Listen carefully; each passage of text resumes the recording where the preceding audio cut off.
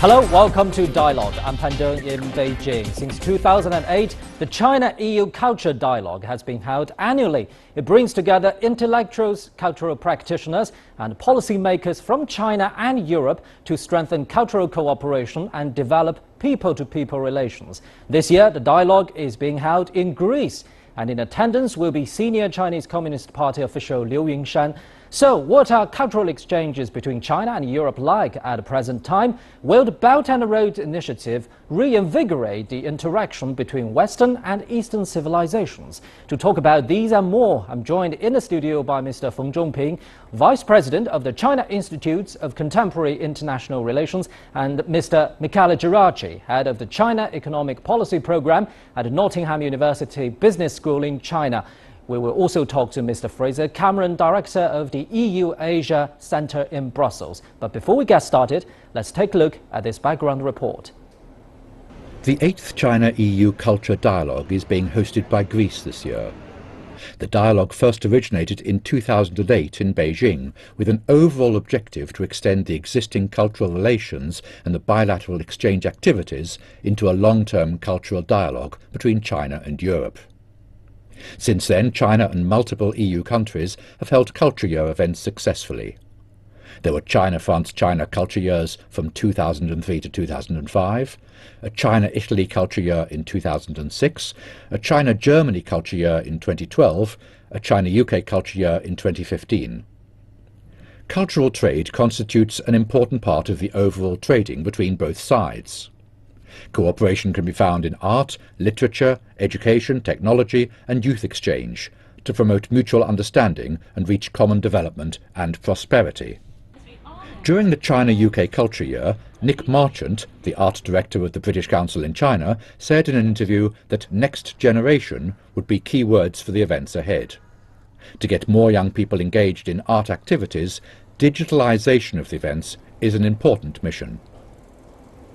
So let's get a discussion started. Gentlemen, we know that the China-EU Culture Dialogue has been held annually since 2008. So what is it exactly about and what has it achieved, Mr. Geraci? Well, it has achieved a little bit of more mutual understanding and comprehension, perhaps, between the two cultures. The purpose of the dialogue is in a way to portray maybe the image of China into European. They probably don't really know much about China. Some, I'm European and I know, even I, before coming to China, even before entertaining a study about China and living here, perhaps the perception about the society, the culture was anchored to what we thought China is almost in Qin Shi Huangdi in the 200 before Christ. Right. We have not, in a way, upgraded our knowledge since then. So what happened there? Do you think it's a lack of interest or it's lack of China's own public diplomacy? It's maybe in one way we think that it may be the result of, first of all, we have distances. So we have 10,000 kilometers that make us apart. There is a little bit of China having been closed off for several years, for decades, in the last 100 years. We also know that China has gone through a period of difficulties in the last century, since 1840 until 1940, so 100 years of wars and things like that. And but let's not forget, I'm Italian, and we do know that, of course, Marco Polo was here in 1200 under the Yuan dynasty from Mongolia, but still part of China, of course. And even I was just reminded this morning by a friend of mine in the University of Padua in Italy, one of the oldest universities, that a Italian Jesuit, Matteo Ricci, was one of the first ones to come into China in the Guangdong province in the city of Jiaoqing. And so now there is an ongoing relationship between the local university in Italy and the university in Guangdong province that tries to rejuvenate those old relationships from several hundred years ago. So it is good that now in the last few years we started to get to know each other and reset this dialogue. So what's your take, Mr. Feng? I think I agree with him. Culture exchange is always important in our history, between Europe and China.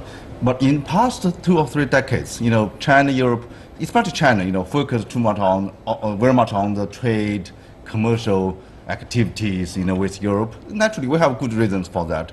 But I think today, after 2 or 3 decades, our relations have indeed reached a high new stage, which brings the culture aspect into our whole partnership. You know, when Xi Jinping visited Europe after he became the president of China in 2014, he declared 4 types of partnership between our two sides. You know, a partnership for peace, partnership for growth, which means economic growth, partnership for reform, and partnership for civilization. I think that means, you know, the Chinese government or Chinese people have gradually realized it's very important if we could, you know, have more meaningful exchanges, you know, of culture exchanges, people to people relationship. This is really will help our relationship, you know, become stronger. I think that is the basic idea. Well, talking about reinvigorating cultural exchanges between the two sides, I have some figures for you, gentlemen. We know that China and EU established a comprehensive strategic partnership in 2003. Yes, and since then, dialogue mechanism has been set in more than 60 areas, and personnel exchanges exceed 5 million a year. And China and many EU countries held Culture Year regularly. Why? It's developing so fast, Mr. Geraci. Because there is the need to understand each other. There is a gap of knowledge, like we just said. And so all these initiatives, which, like you just mentioned, they are not just aimed at learning about each other through books, maybe digitalization of material, which is the first step for people that perhaps are still, let's say, in Europe, and they want to get a little bit glimpse into China by being at home. But the important thing you mentioned is the exchange of physical people. You know, myself, I'm here, I live here, and there's things that you learn by being here that you cannot read on books. And in a way, this is an extension of maybe the activity that the European Union has started already several decades ago to allow the better mutual understanding of cultures within Europe. Because let's not forget, in 1945, we were killing each other in the fields of France and Italy. And after only 10 years, in 1950, 55, 57, the Treaty of Rome was signed, and the European Union started, and one of the first things that we did was to get to know each other, and exchange of students, professors, cultural and a university level, and also socially, so we had the people mobility. So I think the next step for this relation between China and Europe, which is again separated by 10,000 kilometers of pretty much desert, is to have more people, more foreign coming here, more Chinese going to live in Europe and in the West in general, and you know, for all walks of life, not just the scholars, but even just people doing business. If I may, just one example, we got to know China in 1980s in Italy by the large flux of people from Wenzhou that moved to Italy.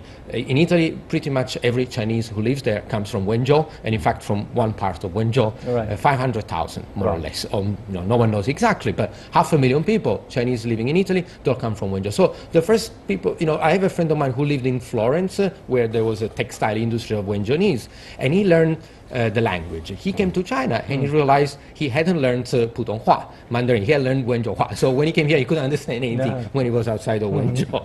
But that was the first impression. He thought China was like Wenzhou people. Of course, that's only a very small representative, a non-representative sample. So when he came here, he just found out that there was much more than that. So, Mr. Feng, what do you think is the major propellant of this faster development we just mentioned? Is it because China became the world's second largest economy? Is it out of economic interest? Definitely, I think that is a very important reason which attracts Europeans to get more knowledge about China. But from China's point of view, I think, you know, there is still misunderstandings or misperceptions in Europe everywhere. You know, if you people like me who follows China-European relations for more than 20 years, I read, you know, the newspapers, website almost every day about what is going on in Europe. You frequently find, you know, there's still many misperceptions, or even not misperceptions, misunderstandings about China. So I think this is a very important reason for China to invest more on cultural activities, or invest more on cultural exchanges, invest more on students, scholars exchanges, and that will help people in Europe to. So what about public diplomacy? How do you think China's public diplomacy towards the European Union as a whole? You know, I think, you know, the cultural exchanges really go beyond the government. You know, I think in the past years, the Chinese government focused on the officials, so-called elites. I think we need to go actually beyond them. We need to go to really talk to ordinary people in the street. That is probably the public diplomacy means. Right. So, Mr. Geraci, we know that at this time the China-EU Culture Dialogue is held in Greece, an ideal place to talk about history. Fill us in with some historical context between China and EU's exchanges. First of all, of course, Greece is one of the most ancient civilizations. We know it is even prior to the Roman civilization in Europe, so one of the oldest together with China. So it is nice that it's held there. I think a symbolic reason also to be held there. Maybe they chose the wrong time of the year, summertime, so the beauty of Greece may distract the delegates from getting down to work things. Isn't that a good thing? But that's a very good thing, because you do learn about, as we said, not just by sitting in a room and having meetings, but actually to go around. Greece and part of southern Italy too have a large number of ancient Greek temples. I come from Sicily, and there are more Greek temples in Sicily than in Athens, because it was part of the Magna Graecia. And so it is nice that there is a delegation of people being in Greece. It's nice that these dialogues are held in places that have a nice cultural surrounding, rather than being in a 50-floor tall buildings that maybe lacks that kind of cultural heritage that those places have. So I'm supportive of the fact that it's been held in Greece. Like you just said, we want to see people, not just officials, to go there. But in a way, this is easier said than done, because it is fine to have Deng Xiaoping going to study in Paris many years ago, but it is a different thing, the average Chinese person with an income that does not quite allow to move and maybe even have a holiday. The cost of living in Europe is much higher than in China, and so for now, what we witness is that this cultural exchange is more or less like a trickle-down situation. Rich people go first, and it's fine. And maybe when they come back, I think they should have, in a way, the duty, like in the old days where sailors used to go around, to come back and tell stories about what we've seen to those people who have been left behind. They had the opportunity to travel themselves. Well, Mr. Feng, do you think the trickle-down situation, as Mr. Geraci just mentioned, is changing or will change in the near future? I think, when the Chinese delegation come to Europe, or when the European delegation comes to China, we have this intensive culture exchange. Partly because I mentioned, we need each other. We need to know each other for economic reasons, for whatever reason. There's another very important thing. Culture is a broad concept in the sense of meaning. I think, at the moment, both China and Europe in a transition period. Let me put it in this way, mildly. We really need to think about how to reform our side, but also we need to think about how to something bigger, how the global governance, for example. I think the two sides could learn from each other. Two sides could actually communicate more on this. This is very, very important, I think, for the delegates. Thank you very much, gentlemen, for your input. We'll be getting back to you very soon. You're watching Dialogue on CCTV News. Stay with us.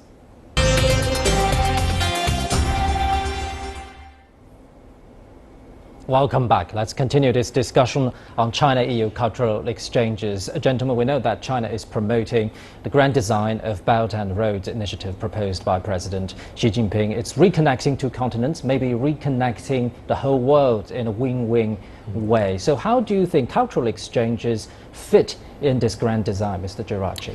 Well, let's say the ancient Silk Road had a reason, and the paradox is, I think the success of the Silk Road was that at the time the transport means were very slow, so you needed to stop every 100 kilometers and drink and find food and shelter. The new Silk Road, if we make it by high speed, and if it was at the speed, very, very successful development of the high-speed network in China, if you had a high-speed train from Beijing to Europe at 300 kilometers an hour, it would take less than a day to get there. And it completely just bypassed Kazakhstan and Uzbekistan, all the countries in the middle. So we have to be a bit careful if the Silk Road is, because basically there are not many people just in the middle. And so we need to be careful if the Silk Road is about the route or about the destination. Now, to me, it seems that the emphasis is more on the destination, which is the Middle East area and the Mediterranean basin. So Europe, Eastern Europe, and the Middle East, more than what's in between. Because there is not so much in between, and that's a good thing, because especially the Middle East, especially some parts of Europe, you said kindly, I think transition, I think you meant crisis. We do need a little bit of China to play a more active role, a stronger economic role. China is probably the only country that can mobilize immediately people, money, infrastructure and the resources of other types. So in a few days, China could just deploy what is needed to help those countries maybe stabilize from a political point of view, from a social point of view. So I'm very supportive of the One Belt, One Road, and I even have a hope, which I know is just a hope, that through better cultural exchanges and maybe better improvement of the economic situation in the Middle East, the current war climate that we breathe in the area could be brought to a more lower level. So that's the big challenge for China, bring, in a way, peace to an area that's been the theater of war for several years. Right, Mr. Feng, in promoting the Belt and Road Initiative and achieving win-win results, you need to think about local situations. So what's your take on the European cultural situation right now? Because since the global financial crisis, we've heard so many times that European politicians are actually saying that multiculturalism is failing in Europe. Is that true? They had a big problem in recent years. Politicians are claiming, the failing of this multicultural exploration. But I think it's too early to say that. Actually, it is against this background, I think the China-European Union or China-European cultural exchange is greatly important because we are actually showing an example of how civilization can tolerate each other, can learn from each other, can value each other. So this is a very good example. Back to this Belt Road Initiative, I think there are, it will definitely along the development of Belt and Road along the countries, definitely not just trade, not just infrastructure buildings. People to people's exchange, culture exchange will definitely be invested, but I want to argue is, we need actually be very well aware that, Belt Road Initiative is not just about, building up railways, building up bridges, airport. We need to actually, along with this economic development, along with infrastructure buildings, we need to pay very much importance on this culture understanding. Otherwise, we are running the risk of some kind of culture clashes, because of the misunderstandings. Because you are meeting different people, different cultures along this Belt and Road Initiative. So if you are to explain China's Belt and Road Initiative to common Europeans, what would you say? What's the simplest way that you put it that is also culturally comprehensive? I think we need to say beauty of each other through the Belt Road Initiative. So what's your way, the simplest way, Mr. To explain Geraci? the Belt and Road Initiative to common Europeans? I think it may not be the most correct, but the better way for them to understand it is a commercial initiative. China is the richest country in the world, and it has a lot of money, and they are now the Chinese economy is slowing down, or the growth is slowing down. China now is ready to, after having secured the stability of the domestic, is now ready to invest abroad. It's a little bit like a Marshall Plan for the rest of the world. I think it's not true, but people would understand roughly what it is. It's not correct. Let me also add up one thing. I think, the Belt Road Initiative, made by China, is actually partly based on our own experience of development. Chinese people believe, a secure world, secure region can be, based on the economic development. So we think, this is a good thing. Yes, yes. Yes, and gentlemen, when people talking about history and culture, they think they are intangible. They're not, they cannot be touched and felt, but that's not true. It's a misconception, right? Because it can be about the real economy. Tell us more about the dynamic in this regard between two sides. Well, first of all, you do see the relics, the ancient relics, so it's something absolutely tangible. And products, maybe. And it's a product, yes. So first of all, you see, if you go to Greece, we talk about Greece, you're just surrounded by history and buildings all around. So you do feel it and you see it, and you can. And that's tourism. And that's tourism, but it is not just tourism, because when you read Greek poetry and you read it, and maybe you overlook from the Athens Acropolis, or when you see the Acropolis from the city, and you see on top the Greek temples, you do relate more to the original writers and the poets. Now, you mentioned, for example, even luxury goods in Italy, together with France, we're relatively good at.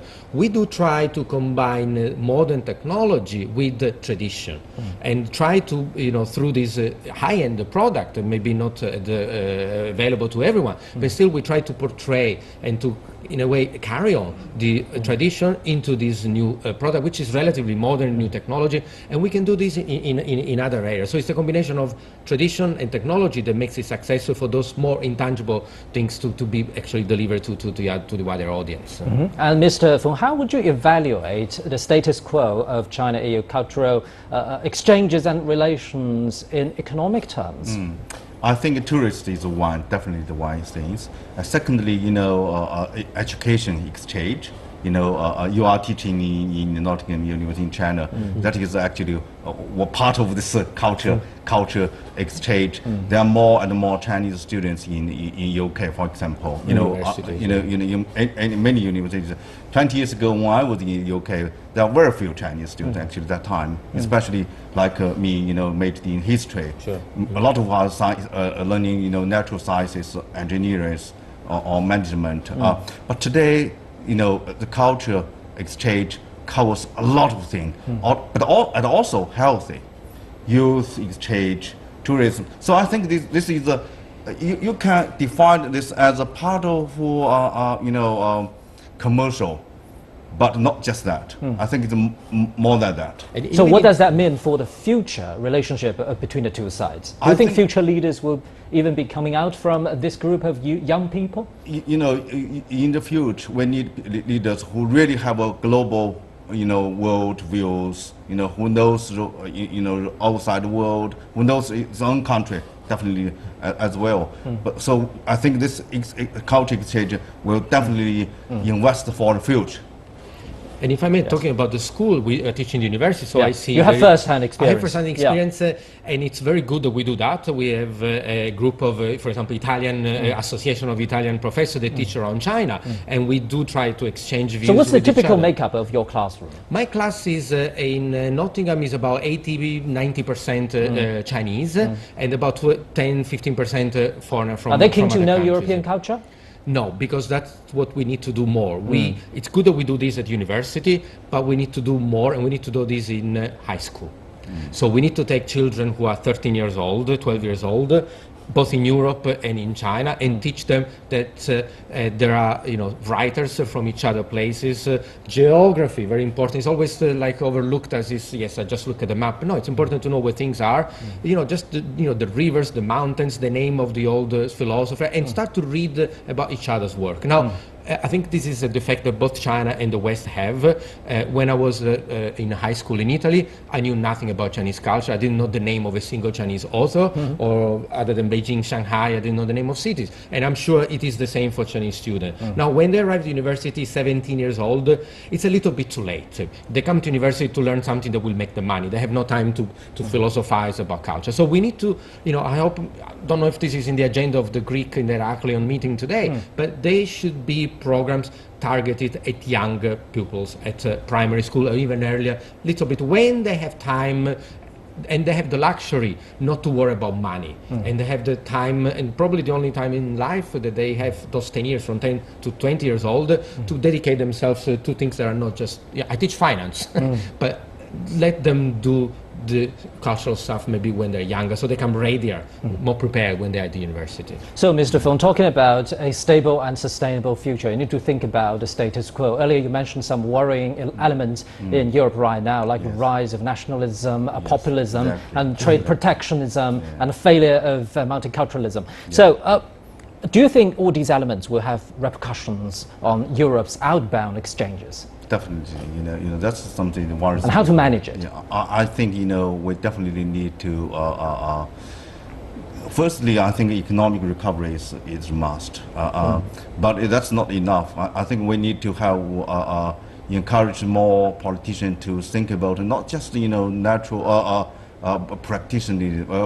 practitionism, not just populism, being led by politicians should actually guide this. But in Europe, if you look at Europe, what is politicians now follow this populism. That is something concerns people.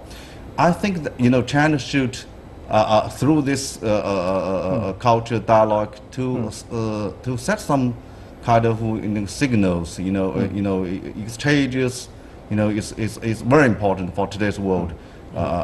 Although we are living in a globalized world, but some people, some politicians in the mind are getting narrow and narrow. All right. Yeah. Well, Mr. Geraci, as an Italian citizen, as a European citizen, are you optimistic about future relationship between China and Europe? Very quickly. I'm optimistic, yes. There is the optimism is born from the fact that there is a lot to be done, and so I think things can get better very quickly, and I think there is a common interest. Remember, things get done when both parties have a common interest, and I think this is a situation where both we have an economic problem, political problem, China also has its economic challenges, and it's a win-win situation for both. If I could be here and teach better because I know a little bit more about China, it will be a win for both. Thank you very much, gentlemen, for your input, and that's it for this edition of Dialogue on CCTV News.